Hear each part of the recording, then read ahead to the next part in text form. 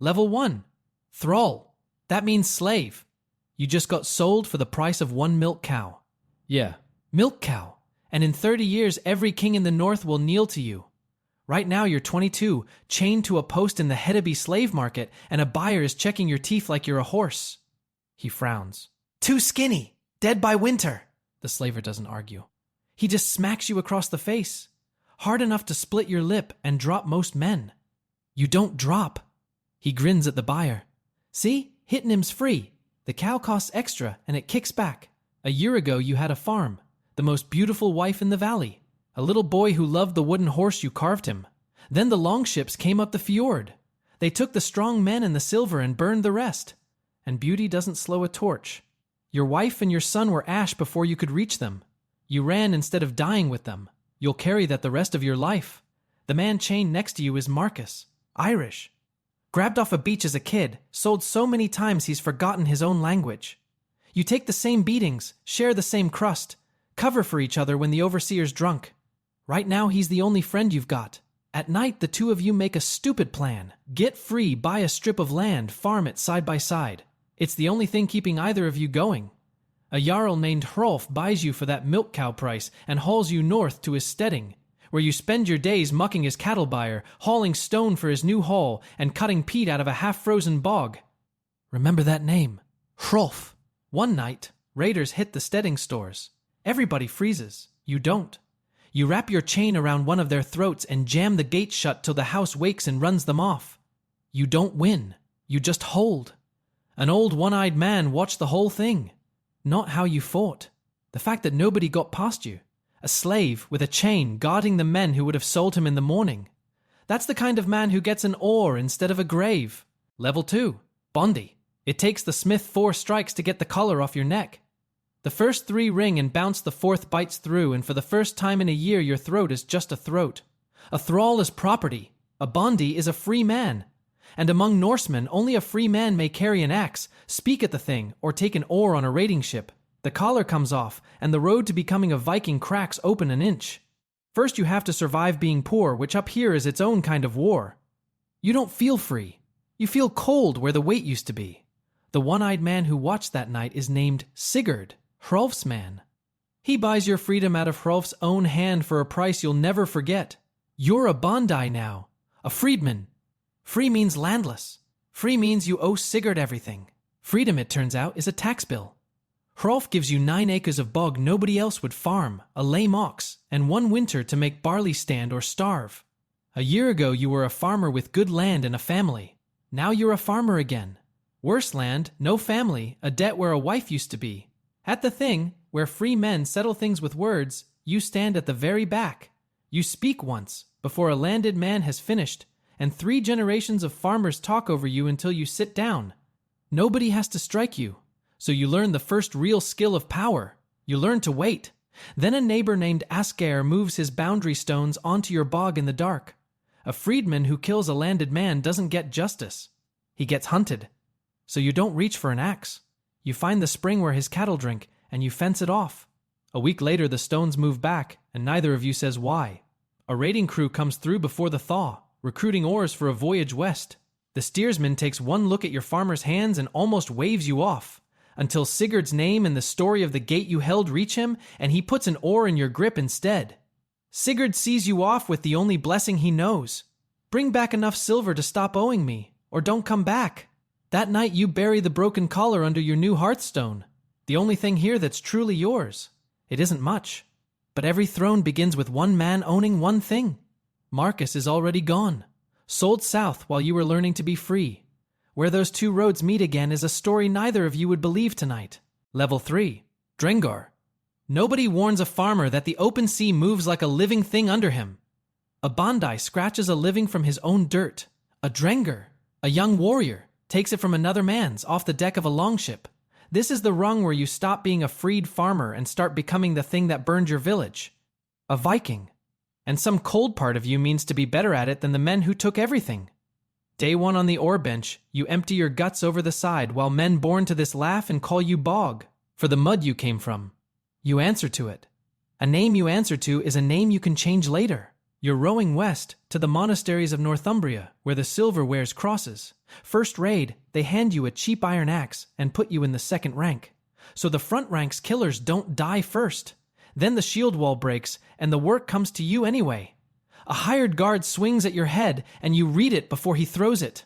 The same twitch you read on an ox about to bolt, on the slaver about to swing. You step inside it. He doesn't. You kill 2 men before you've decided to kill anyone. After that, nobody calls you Bog. In a slave pen in Dublin, you find Marcus again. Harder now, scarred.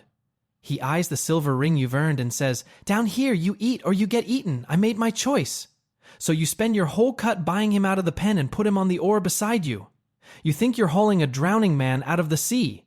You'll spend years wishing the sea had kept him. The fjord nearly ends all of it. The steersman misreads the water and rows toward a dead end, where a local levy gathers on the cliffs to pin you against the rocks.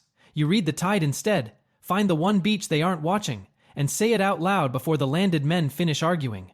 Nobody talks over you this time. They beach where you point. They live. Your cut that summer, hacked into silver, clears Sigurd's debt with some left over.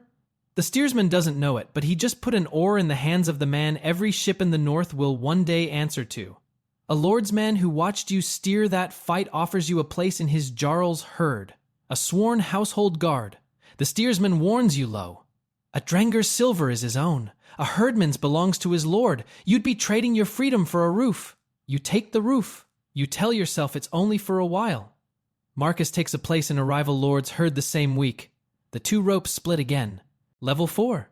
Herdman. You swear the oath on your knees, and the lord you swear it to is Jarl Half, the same Half who once owned you. A Drengor fights for his own share of the plunder. A herdman is a sworn warrior of a lord's household who stands in the shield wall for his lord's name. And among Vikings a name outlives the man, while silver is gone by spring. The oath tastes like a collar, except this time you buckle it on yourself. And the strange thing is, it feels like climbing. It is. He doesn't recognize you. A man doesn't study the faces of his thralls any more than his cattle. He sees a warrior. You see the man who once set your price at 1 milk cow. Hrolf's hall at Bora is a court, not a battlefield the other herdmen are warriors' sons born to it. You fight like a man who learned in the dark by getting hit, because that's what you are. The weapons master watches you win ugly and calls your style lowborn. Ugly keeps winning, and ugly that keeps winning stops being lowborn. It becomes the new way. At a feast where rival herds drink together, Marcus is there. The favored killer of a neighboring Jarl now, the beaten boy buried under a warm laugh. He toasts you in front of the hall. To the man who pulled me off the block, the room loves him for it. Something cold turns over in your chest you can't name yet. Later, quiet, he asks how you read a fight before it starts. You tell him a little. It's the first thing you ever give him that you can't take back. Then a guest gets drunk and kills a man under Hrolf's roof. Blood spilled under a Jarl's beams is his shame to answer. The young herdman won a feud, and a feud means war. And war means half this herd in the ground by spring. So you find the third road. You arrange the killer's exile, and you have the weregild, the blood price. Counted out loud in the hall so every man hears honor being paid. No feud. No war. Hrolf says nothing to you. 2 weeks later, your seat at the bench moves up 3 places. That's how a Jarl thanks a man he won't put his name to. Then the real war comes, and the King Stellari, the marshal who moves whole armies, dies in the shield wall. The born captains want the post by blood. Hrolf puts your name forward instead. He reads a battlefield like he's already lost it once, the Jarl says, and decided never again. So they hand command of 300 spears to a freedman, men who outrank you by birth, every one. And not one has answered the only question that matters.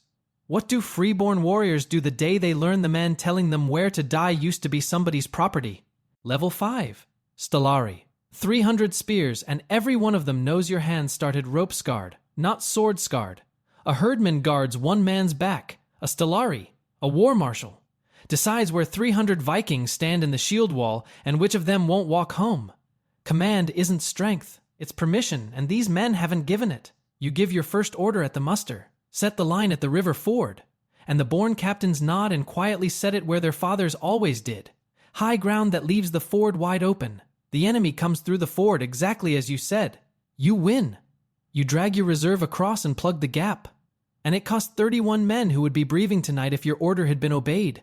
You cut a notch into your axe haft for each one, where no council will read them. The council reads the victory. They never read the haft. Being right too late, you learn, is just grief with good aim. Marcus is across the water now. Stellari for the rival Jarl. When the two armies face off, he fights you to a dead standstill, using your own fight treating turned back against you. Half a beat ahead because he learned it from your own mouth at a feast. Under the truce flag he smiles. You taught me this part. It's the first time you're afraid of him instead of for him. Then, between campaigns, the gods hand you something, so they'll have something to take. Her name is Ingrid, freeborn. She marries a freedman and doesn't care who whispers. A son comes, then a daughter. You build a hole on the same 9 acres of bog you once farmed alone.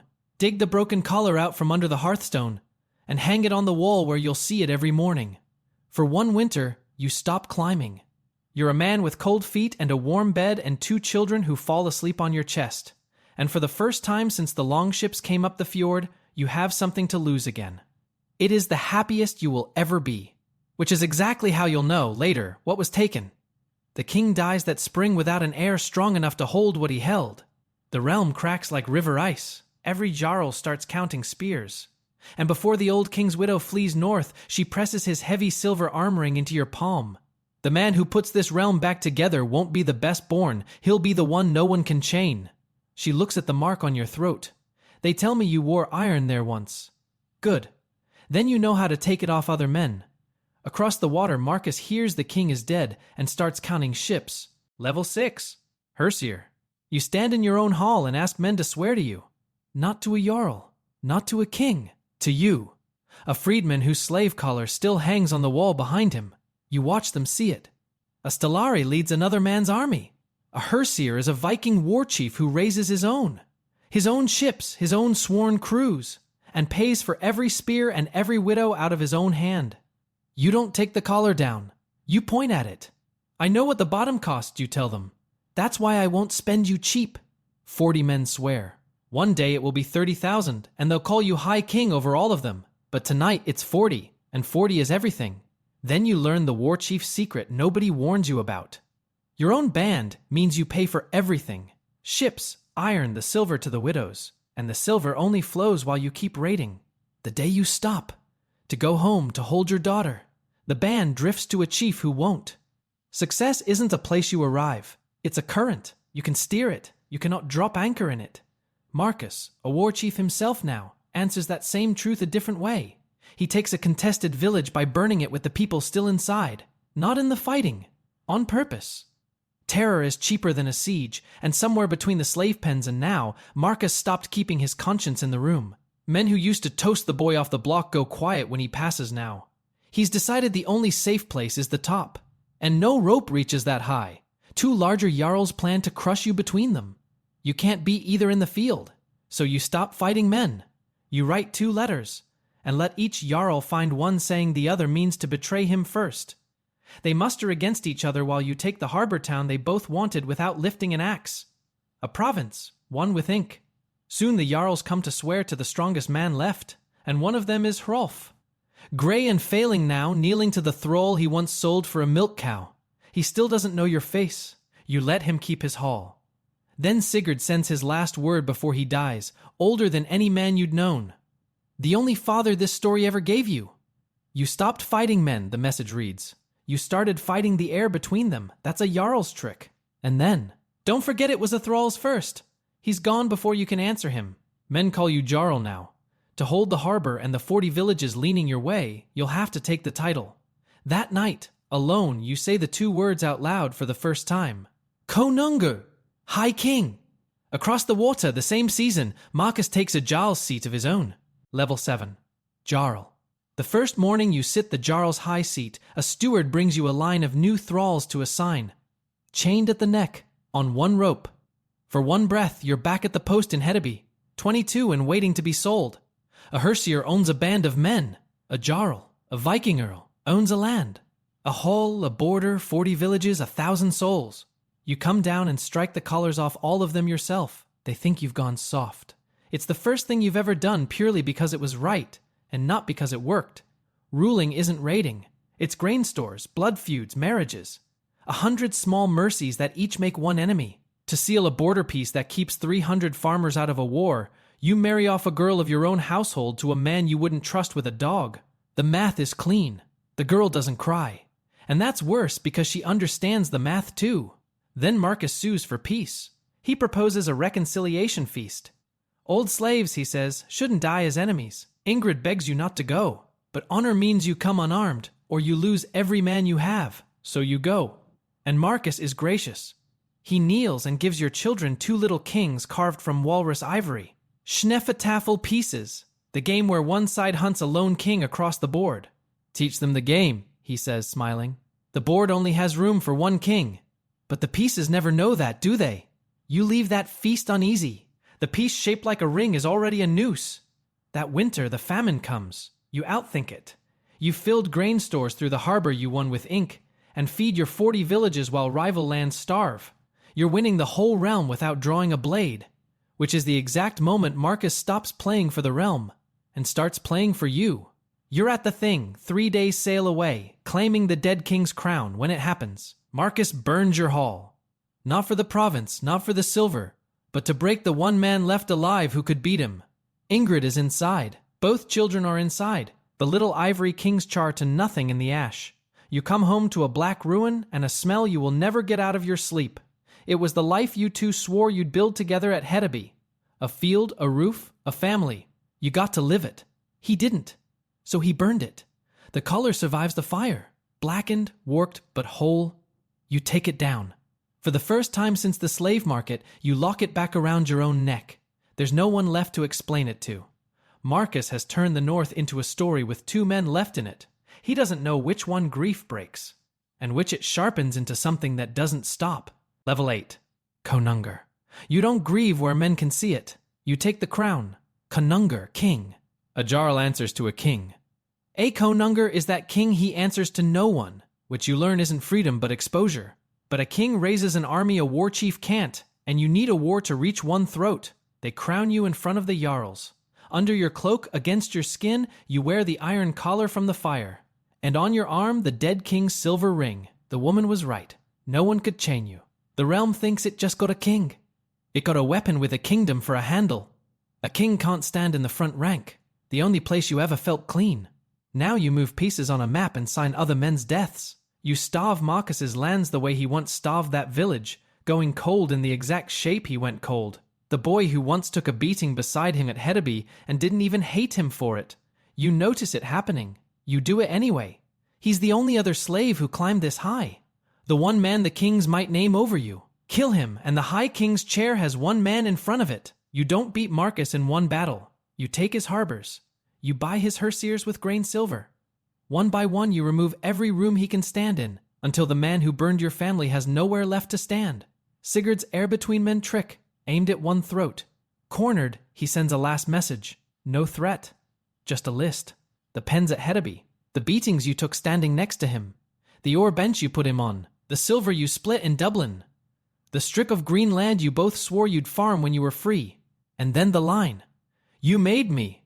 A king who carves his own murderer out of a frightened slave should at least have the spine to say so. It lands because it isn't entirely wrong. You meet on the mirror field where you once fought to a draw as marshals. He has nothing left but his heart and his pride, and an archer could end it from the ridge. You wave the archer down. You take off your cloak and let every man see the iron slave collar around the neck of their king. You walk in on foot. Second rank stepping up into the first, the way a Drengar does. So the man who killed your wife and children dies looking at the slave he could never stop being afraid of. You kill him with your hands, with the chain.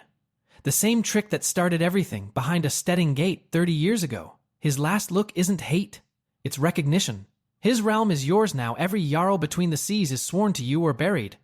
Before they put Marcus in the ground, you take the collar off your own neck and lock it around his.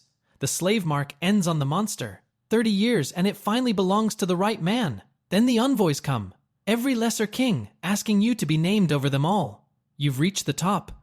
The top is the quietest room you have ever stood in. Level 9. High King. They crown you High King with an iron torque, a neck ring. It closes around the same circle of throat where a slave collar sat when you were 22 and worth the price of 1 milk cow. The same iron. The farmer who watched his family burn now answers to no man between the seas. A Konunga rules his own people. A high king rules the kings themselves, and rules from the loneliest chair anyone ever carved. No one is also the exact number of people left alive who remember the sound of Ingrid's laugh. Being high king means you kept only the deciding. You judge, you settle feuds, you divide grain. You're good at it, you learned every rung by getting hit on it. There's no one above you left to impress. There's no one beside you left to miss them with. Then they bring a thrall before you, barely older than you were at Hedeby, caught raiding your stores, holding a doorway with nothing but a chain and refusal. He won't drop it, won't meet your eye. You watch his shoulders, and you see the reed in them. The twitch, the half-beat, the thing you taught yourself in the dark against oxen and slavers. You recognize it the way you'd know your own voice from a stranger's mouth. You come down off the seat and strike the collar off his neck yourself. Then you give him an oar, and the only blessing you know, the one a one-eyed man gave you a lifetime ago. Bring back enough silver to stop owing me, or don't come back. You're doing for him exactly what was done for you. And you know exactly where the road ends. A hole. A wife. 2 children asleep on his chest. A friend he should never have pulled out of the sea. A fire he comes home to 3 days too late. You give him the oar anyway. Because the only thing worse than the climb is the bottom. And those are still the only 2 doors the world has ever offered a slave. Evening on the terrace of the High King's Hall. Down in the yard, the boy is already practicing alone in the dark. Looping the rope, reading shoulders that aren't there yet. The torque sits cold against your throat. The collar that used to sit there is in the ground now, locked around the neck of the man who burned your family. There is nothing left in this room to teach. The boy with the steady hands is the hook. The boy with the steady hands is the trap. And the chain is already in his fist. If this one stayed with you, like and drop a comment with where you're watching from. Subscribe for more.